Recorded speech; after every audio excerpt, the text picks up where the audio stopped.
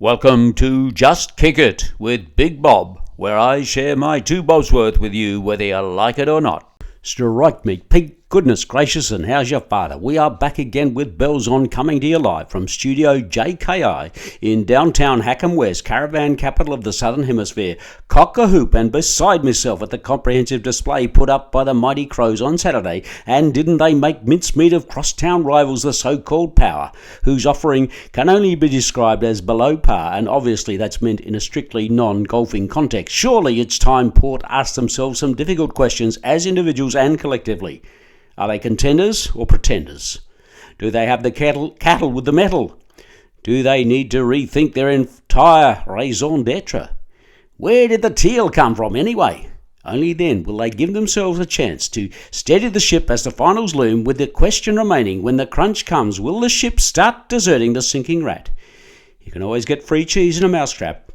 On the other hand, the young Crows were on song with ferocious tackling of a ferocity rarely seen since the hip and shoulder and shirt front took a backseat in the whole shooting match, showdown or no showdown. Tex with 7 did not put a foot wrong as he danced around his opponent, who, it must be said, was feeling the effects of an undiagnosed case of dizziness after seeing stars earlier in the game. Not that the club doctor bothered to check, mind, more on that later.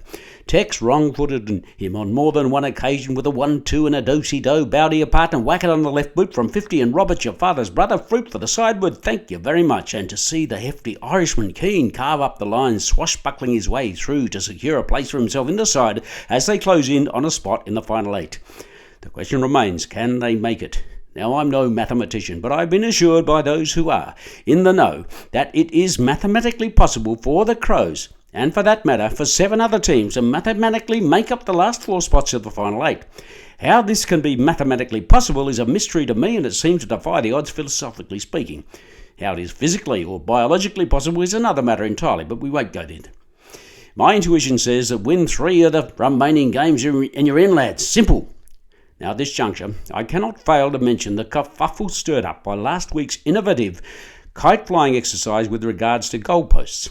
What a hornet's nest barrage of uncalled-for calls on the blow, the likes of which I cannot recollect ever witnessing before. Crikey, Charlie, cool your heels and let the dust settle before your knee-jerk reactions go off half-cocked and you do a foo-foo valve. We've had them all on the blower. Air traffic control, the RAAF, who was that other mob, Wally? NASA, that's it, all up in arms about the laser beam goalposts, aka LBGP. What is wrong with these people? Can't they see the trees for the wood? Their short-sightedness, it cost the Kangas the game on the weekend. The LBGPs are for the betterment of the game, and any potential detrimental unintended consequences will, can and must be avoided in due course, and in so doing minimise any interference with flight paths, military manoeuvres and so on and so forth that are bound to crop up from time to time. Sure, there'll be teething problems, but with a coordinated collaborative approach, I'm confident that the non-negotiables of all interested parties and stakeholders can be quantified and dealt with in the appropriate manner. So what if they have to change flight paths for a few hours every week, not including the off-season? This is the AFL we're talking. The AFL, the greatest game in the world, and it is. Our homegrown, grassroots, indigenous game, not your rugby league, your soccer or other pointless pursuits like lacrosse, hockey, polo or aerial ping pong. It's our game and it's spectacular. Ask anyone, the tourists love it. They have no idea what's going on, but they'd love it. It's the best game in the world, and it is. I defy anyone to deny it. So let's keep the LBGP issue on the table before we put it to bed.